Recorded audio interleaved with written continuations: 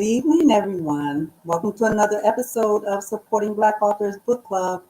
I am your host, Minister Deborah Davis, coming to you live from Facebook and YouTube as I do every Tuesday night with a special guest.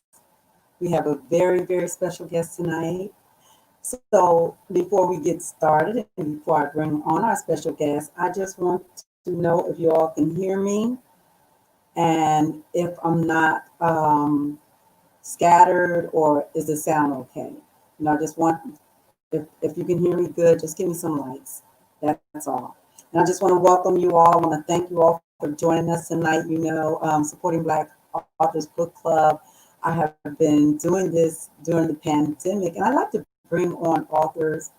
We want to support our Black authors, so I want to give as many authors a chance to come on Supporting Black Authors Book Club as possible. So let me just tell you a little bit about our guest tonight. I want to just thank you all for tuning in. We have with us on tonight, we have Charlie Bingham Jr. He's the author of The Death of Mr Goodgame, His Struggle to Get Sober. And I'm just going to tell you a little bit about him. Born and raised in Milwaukee, success for people like Charlie Bingham Jr. was bound to be short-lived and ill-begotten. With the confidence of a king and the backing of the kingdom, Charlie outmaneuvered the odds, earning his Juris Doctorate at the Howard University School of Law. Charlie is an accomplished tech attorney who returns to Howard annually to recruit students.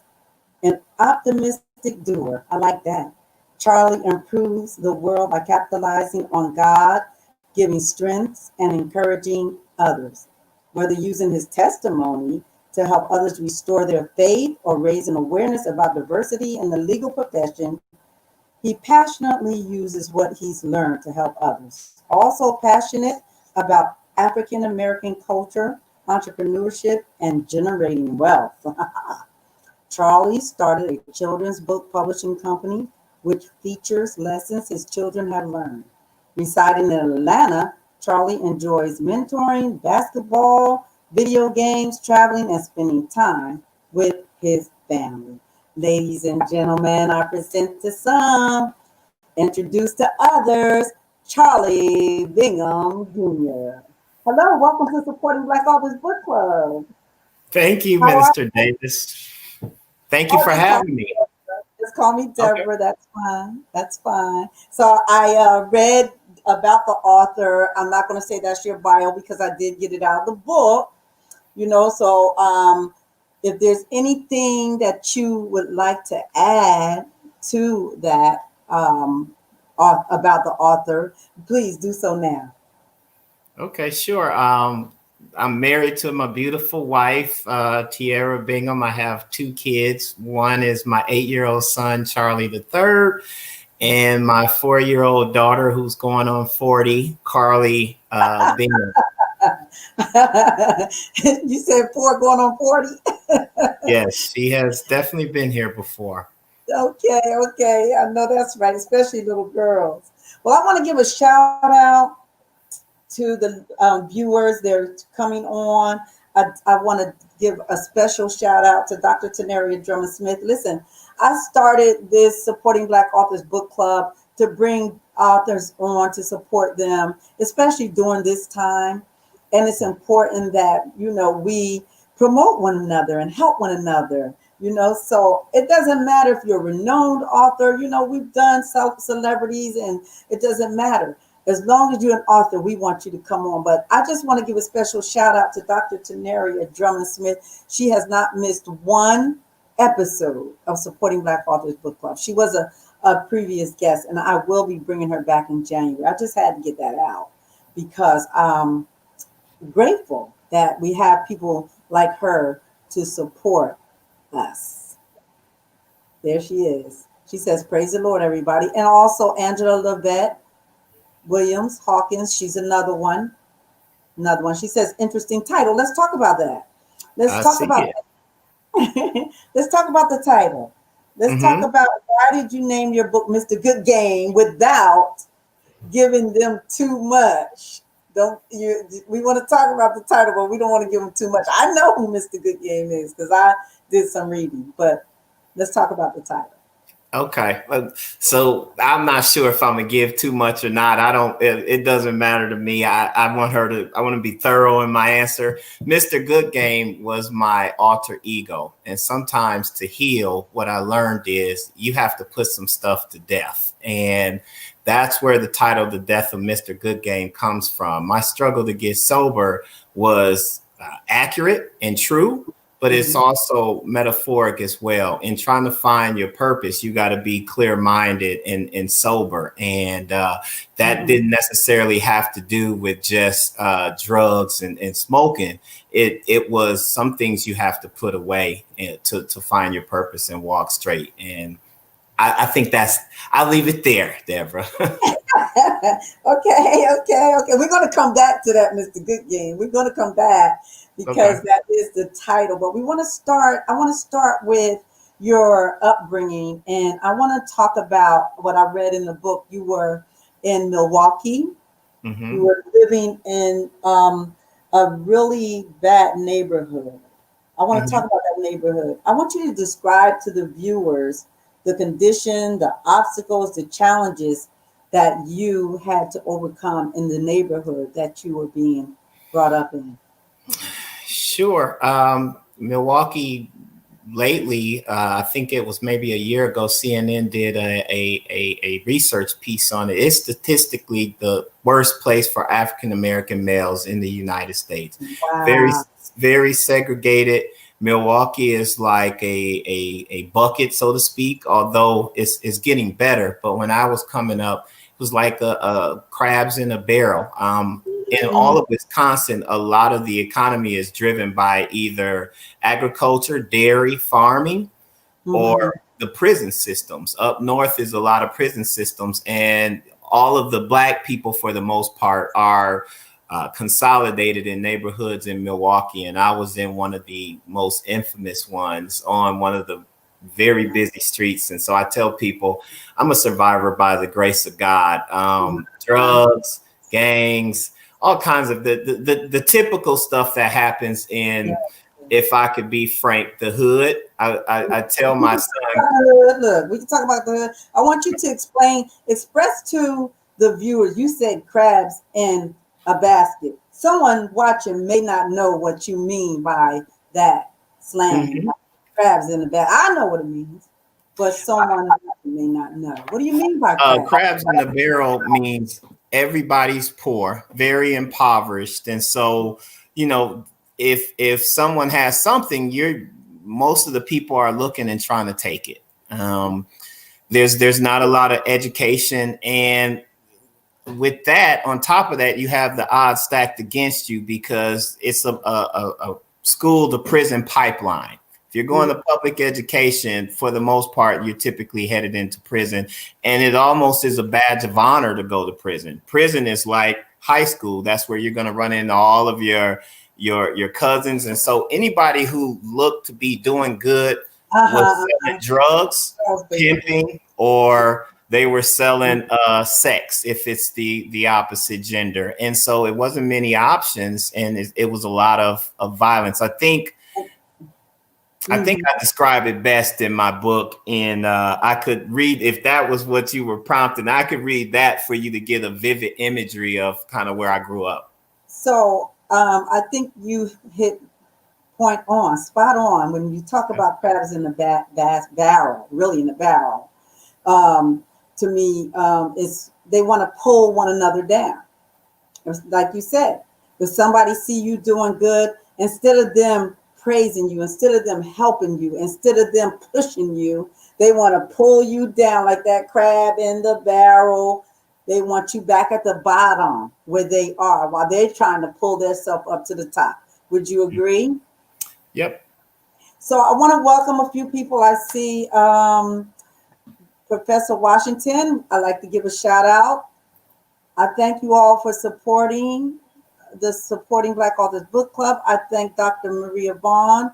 She is the visionary CEO and founder of Eagle Excellence Award. And I thank you for your support. So if you're just tuning us, we have our author tonight, Charlie Bingham Jr., The Death of Mr. Goodgame. Let me tell you, I learned something in here. And as a Christian, we don't follow astrology, and we just don't follow the signs, but you do mention, and you are a Christian man, and you do mention that you are Gemini. Now that hit me because I have a Gemini son, and we tend to bump heads, and I really didn't really know why it was so much until I really did look at that Gemini thing about those several different personalities. Can we talk about that, Charlie? Sure, I'm open. Come on. What? Name them and talk about them just a little bit, please. So, I guess I'll start with an anecdote. My mom taught me after she realized, okay, son, you got a lot going on. In the house, I was well raised. I was one way, but when I got away from my mom and in the streets, Mr. Goodgame, kind of like this very wild, rambunctious person, came out, and she always told me, you have skills. You can use them for good, or you can use them for evil. You could be a preacher, or you could be a pimp. And Gemini is like twins, the good twin, the bad twin. And so in the book, as I grew up, I realized you have these two kind of personalities about you, and you code switch depending on your environment. And that even blew up because it goes to different extremes. And so, it makes for a very interesting person that has so many basically complex. The greatest example I could use is Tupac.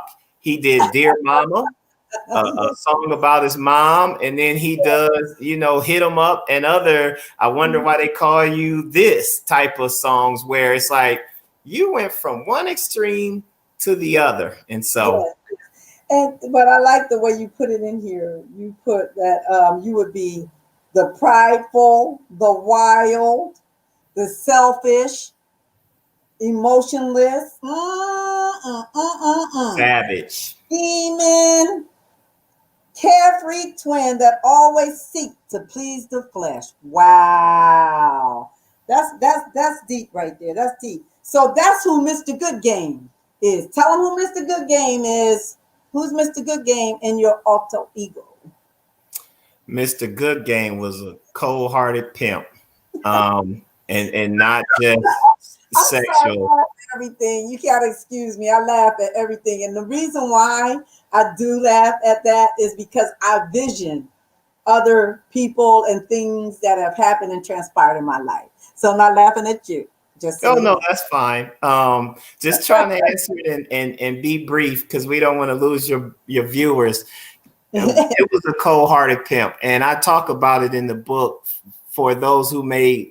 This is for book readers, so there's a book out there, Iceberg Slim Pimp. If you've ever read that, he learns his game. He gets his game as you read the book. He learns the game of kind of pimping and how to manipulate in Milwaukee. I came up in Milwaukee. I come from a long generation of kind of pimps, and I am the one trying to break the generational curse and go towards God and the church and use my skills to be a preacher.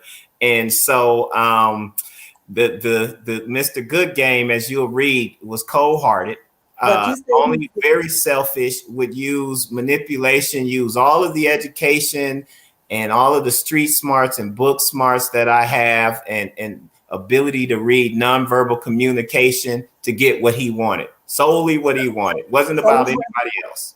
Right. So, but you say the death of Mr. Goodgame. We got to get to his death. But before we get to his death, I just want to piggyback a minute back to your neighborhood. And I want to know, what would you say was your greatest fear? Like living in that type of atmosphere? Because listen, I'm from the hood. I'm from the hood. So what do you think was your biggest, greatest fear opposed to the least of your fears while you were living in that rough neighborhood? And just so you know, you're not alone, I'm from the hood. I'm not. Hey, I'm first to say, I know I've been through a lot of stuff that you going through. I should have wrote a book called The Death of Mrs Goodgame. Okay. I get it. So, what would you say was one of your greatest fears? Buckle up, Deborah, and everybody who listening, because Buckle up, I could be considered unorthodox. My greatest fear was failing. It wasn't death. It wasn't dying. The expectation was that I wasn't going to make it to 18 because most people I knew, it's a few of us in our neighborhood. And that's solely because of I think my mother and her creating an environment on our street. But I didn't expect to see 18. So when you see 18, you cool. 25. My biggest fear was failure. Like I knew it's something in you because my mom always told me, and I talk about this in the book. Yeah. Look, you're a king. You're a child of God. Every time I went out the door, remember who you are and whose you are. So I knew it was something in me, and my fear was I wouldn't get it out. That was the thing. Like I wanted to succeed, and I knew I was different. Didn't exactly know all the ways, but that was my biggest fear. And fear was failure.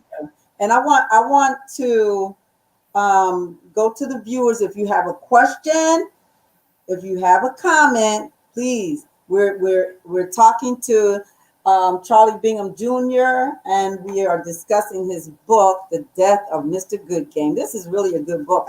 I didn't finish it. The book is really lengthy. So I did read in the book that you were somewhat privileged. And that you were bused out of the hood to a Catholic school. How did you handle that amongst your peers? You know, being in the hood and you going to a Catholic school, you had to come back home to the hood. You know, can you just briefly tell us how you handled that with your peers? Yeah, no, that was truly a blessing. Privilege. I think that the word privilege has connotations as if you could afford it. This absolutely was not something that we paid for. This was one of these government programs, and I had tested and some stuff. So I think it was 7th through 8th grade. We had to get on the city bus and ride my sister and I out. It was still kind of from the hood, but the ironic thing was right across the street from this Catholic school was this alternative school. And the alternative schools in Milwaukee is where all the kids that have been expelled because they done punched the teacher, they constantly fighting. So we on the same city bus with them. This is like taking a prison bus somewhere. And we stuck out because we had uniform. We had to wear uniforms. So we had this light blue shirt and the blue khakis, and I had to protect my younger sister because we on the city bus. There's no adults to keep you from, we have a saying in Milwaukee, you stay out the way. But I explained to people, there's 2 movies that come to mind that I share similar experiences with. One was Finding Forrester, where a young man has a teacher who doesn't believe that he's smart and think that he didn't write his own essay. And then the other one is The Hate You Give. And I learned how to code switch going to these places. Like, really, I'm talking one way here. I'm very articulate. And then as soon as I get off and I'm on the bus, in the Milwaukee environment, and this is why I don't go back as much, you almost got to be ignorant. Like, you got to be if you're not cussing or you using different words that keep you from cussing, you stick out and people look at you. So we had to be chameleons and get in that environment. We have a question. Malcolm X is on your wall. Did he play a role in your life? Good question, Gwen. Come on, y'all, with y'all questions. This is a good one. I'm going to let you answer that question. Yeah, that's a real good one, Gwen. That is like his transformation from skinny red to the articulate Malcolm X. I talk about him in my book. He was one of the role models because you saw the growth, and he had this hate, this anger. He wasn't necessarily sure where it came from, and then he expanded his knowledge, and he no longer had that hate. They still killed him, but his courage, you know, his ability to influence people, I've always loved it. And that's by a Black artist, by the way, as well. But yes, they call me Little Malcolm X at work because I'm all about diversity, not falling for the okie doke, because in corporate America, when they use diversity, it typically benefits Caucasian women, and my sisters be the ones that be losing, and I just have to stand up. So I'll pause there. But yes, the answer is yes. That's my guy.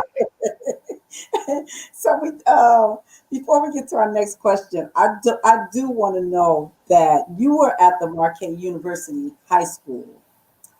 And I want to know, what was that question that you challenged the Jesuit priest that compromised your reputation at the school, and it made you want to be put back into the public school?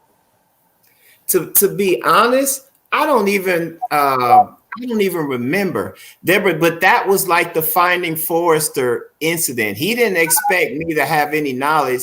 You're right. I'm speaking generally here, but I grew up in the Church of Christ. I got literally, you know, it talks about having the word engrafted in your heart.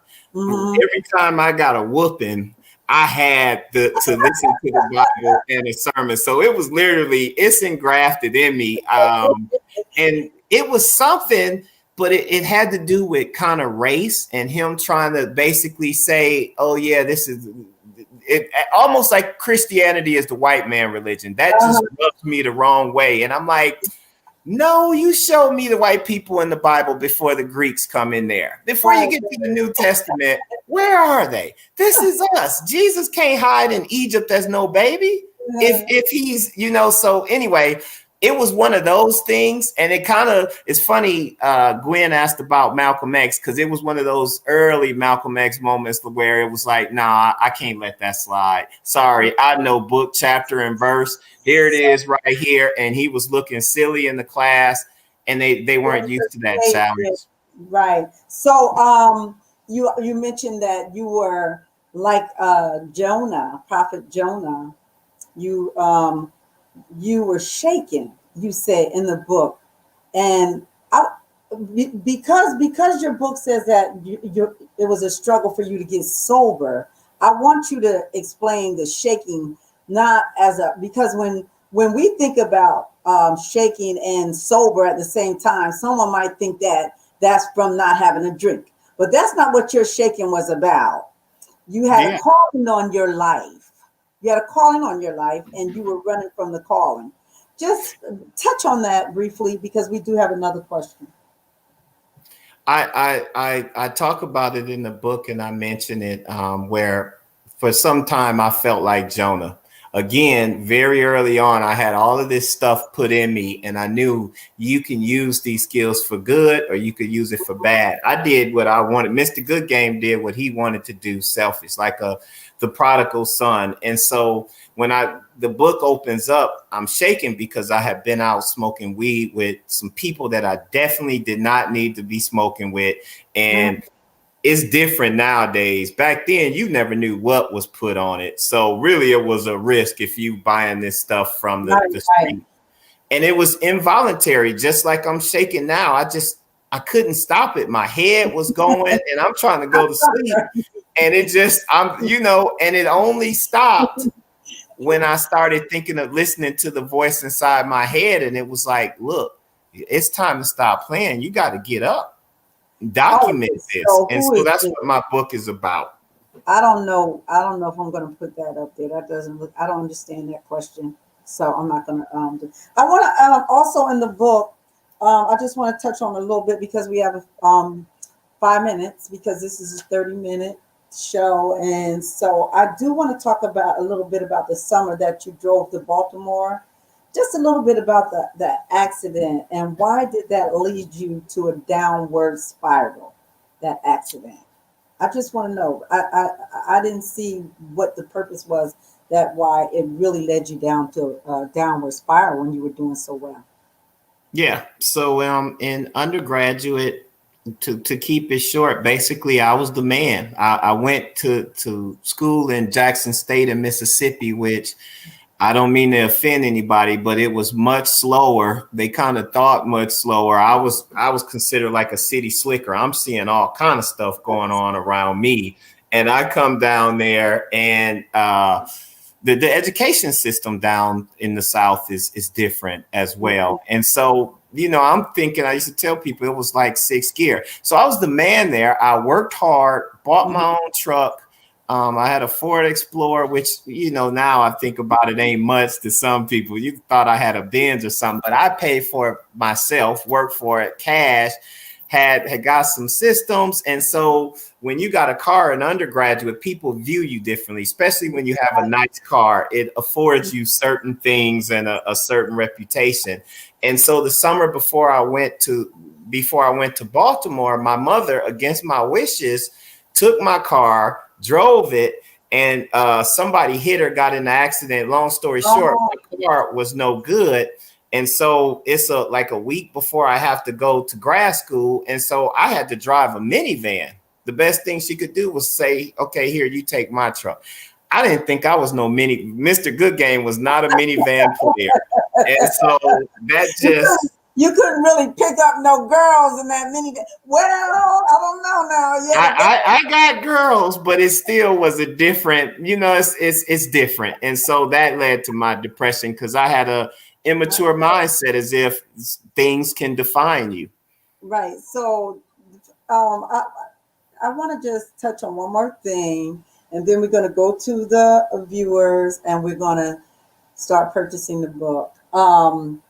The first test, you say, was playing with your mind. Like you thought you smelled weed, but you knew that there was no weed there.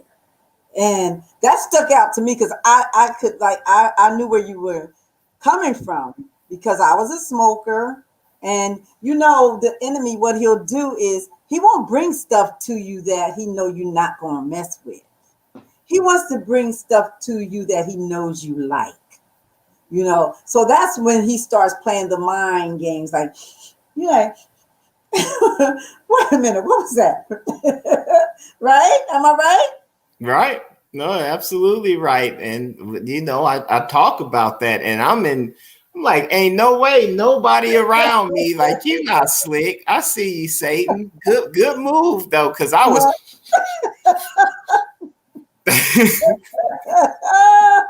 That is so funny. I'm telling you, because I know, like, my grandmother is 99. Come on now, 99. And she would say that Satan tried to get her to smoke a cigarette. She's been saved since 1950, and he still tries to bring those thoughts into your head. But I'm so grateful. I'm so glad that you know him. I'm so glad that you know the devil for who he is. I'm grateful from where God brought you from being the death of Mr. Goodgame, because you say the death of Mr. Goodgame. So I want to give you just a few minutes to wind up the book by telling a snippet of your testimony as to how and when did Mr. Goodgame die. This is death. Okay, sure. So for those who, this is the spiel. My book is actually 100% authentic. At the time in 2004, I kept a journal. The spoiler alert is the Lord was telling me, you need to document this struggle to get sober. And I was fighting it because I didn't feel like writing. And what I learned throughout is sometimes the best therapy is talking to yourself, and you should be able to be honest with yourself. And as I was looking, I only went in with the motive of getting sober from marijuana. But then I realized I had all of these generational curses. I started evaluating myself, and I realized this war within is real. And when you're writing and talking to yourself, you realize some of the areas where you fall short. So you have to admit your failures. And I realized you also got some chauvinistic ways. This kind of pimping background where you come from is causing you to fall. It's triggering you. This pride triggers your ego. And whenever the ego or Mr. Goodgame got involved, it just went. And so during this process, I actually stopped smoking. But then the new fight was, all right, now that you're not smoking, what is it that you're looking for that is going to please you? And along the way, along the journey, I realized the only person I can count on, not even myself, first you got to acknowledge that you weak. And I realized, man, you weak. You keep falling for the same stuff. But I realized God's grace is sufficient and his strength is made perfect in my weakness. And he just continued to use me. And the 3 points that you'll get from this book is God loves you. You are fearfully and wonderfully made, no matter how flawed you are. And God can use you no matter how ratchet you are to fulfill his purpose. In 1 minute, I'm kicking some stranger out of my apartment after we done some things. And the next minute, I'm having a Bible study and somebody's getting baptized. Awesome. That's awesome. That's so good, Charles. I'm telling you, I called you Charles. Is it Charlie or is it Charles? It's actually Charlie. Okay, Charlie. You cool though. So I want you all to get the book. This really is a good book, The Death of Mr. Goodgame. You got to get your book. Come on. Give them some hearts. Give them some likes. Give them some love. Y'all know what we do. Y'all know what we do. We want to get the book. This is where he wants you to purchase the book from his website so that you can get an autographed copy of The Death of Mr. Goodgame. And we definitely want to sow into your life. Oh, I ain't got no pen. Let me put in the comments. So, she says she enjoyed your story. Thank you, Dr. Tenaria. Do you have a Cash App, Charlie? I do. Okay, so let me see. Type it in here. What is it? Let me. $. I appreciate that. Clearly, I'm not the THE. King, King, Bingham, Bingham. Okay, so there it is, the Cash App. Y'all know what we do. And if you're going to order the book, there's the Cash App, the King Bingham. Come on, let's sow into this young man's life. You know, I'm telling you, y'all already know. You're not going to miss it. You're going to get it back. I know. So I'm a witness. Here, I will order the book. That's good. Come on, y'all. And if you know anyone who is struggling to find their purpose or overcome kind of generational curses or just having a tough time, I think this book was written for them, and I'm available to speak to people. What I do, this doesn't come in my bio, but I lead our young adult ministry at my church here in Atlanta. And every Wednesday we have a call and we speak truth to power about, I think it's our job to kind of highlight the mistakes that we've made and be vulnerable. Sometimes we get in the church and we act like we never had any sin or we perfect, and we not relatable to the world. So if I can help in any way, reach out to me. My Facebook is King Bingham. My Instagram, Charlie Bingham Jr. Clearly I'm not used to this, Deborah, but yes, okay. I hope this to help people. Go out and get the book, The Death of Mr. Goodgame. Let me tell y'all, this is a really good book. I started reading it and I was really intrigued, and I saw myself in it. I saw others in it that I love. I'm not going to call out no names on the Gemini tip, but I'm grateful. I'm thankful. You guys, I want to thank you, Charlie Bingham Jr., for coming on Supporting Black Authors Book Club. I hope that we can get your story out there. Feel free to share this video. Feel free to upload it to any of the other resources or sites. So I want to thank you. You have a good evening. Bless you. Thank you, Deborah, for having me. This is awesome. And for teaching me You're welcome. about the platform. You're welcome. Good night. So that's it. Another episode of Supporting Black Authors Book Club. Y'all go out and get the book, The Death of Mr. Goodgame. You want to come back next Tuesday? We're going to have Dr. Tisha Jones. Her book is Purposely Positioned. You don't want to miss this. We're going to have some more guests, one more in December because we have the holidays coming up. And then we're going to open January up with a bang. My girl is coming on, Dr. Tenaria Drummond. I've been hurt in the church. She's coming back for a second time because she's a die-hard Supporting Black Authors Book Club fan. If I see you coming on supporting the other authors, you will get a second interview. So I'm just grateful for you, Dr. Tenaria. Listen, we also in January, we have a big guest coming. Dr. Kishma George will be joining us. You don't want to miss that. So I want you to come back next Tuesday night. Y'all know what y'all got to do. Y'all got to order the book. You got to do the Cash App thing. Let me just find this Cash App because I don't want to not Cash App our guest. Okay, where to go, y'all? All right, the King Bingham. Okay, so make sure you bless him. Their support. That's big, y'all. I love that you do that. So we want to support our guests, please. So Charlie, watch your Cash App tonight because the cash is coming to you. I want to thank you all for joining in. I want to thank you all for tuning in. Please, please, please wash your hands. Y'all know the guidelines. Follow the guidelines. Be safe. Be blessed. And continue to watch. And you never know, you will definitely be getting a call from Supporting Black Authors Book Club. So once again, I want to tell you all to have a good night. Watch the trailer.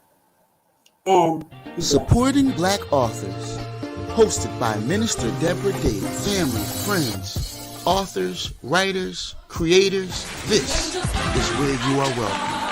Featuring the author of My Daddy, the Devil and Me, Minister Deborah Ann Davis. Available now for you online at www.mydaddythedevilandme.com.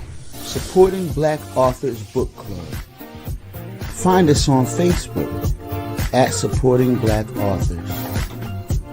We're innovative and uplifting book reviews and celebrity guests all come together as one to uplift each other and an awesome word. Hosted by Minister Deborah Davis. Supporting Black Authors. Check us out this month for upcoming celebrity guests, featuring live interviews, referrals to media outlet, and even your book promoted for 1 week. Join us Tuesday, October 27th for a live event featuring Matthew Mills. Join us for our book review featuring Daddy's Girl, the ultimate covering by visionary author Angela Vett Williams Hawkins, as well as He Chose Me, The Journey to Yes by Stephanie Smith, forward by Dr. Kishma George, and Standing on Trial, I Need You to Survive by Gwendolyn Lester Carson. Also remember to check out Addiction, a book by Robert Reddick III. Featured on Supporting Black Authors, host Minister Deborah Davis was featured on iHeartRadio's Conversations Live with Cyrus Webb. Diary of a Masquerade by M. Queenie Green, featured on Supporting Black Authors. Come and join our book club on Facebook, live weekly Tuesday, where you can find support, love, live interviews, referrals to media outlets, and even promotional marketing advice and guidance for your new book. Supporting Black Authors. That's online book. Come and fellowship with us, guys. I'll meet you guys there. Awesomely hosted by Minister Deborah Davis. DM us for more information.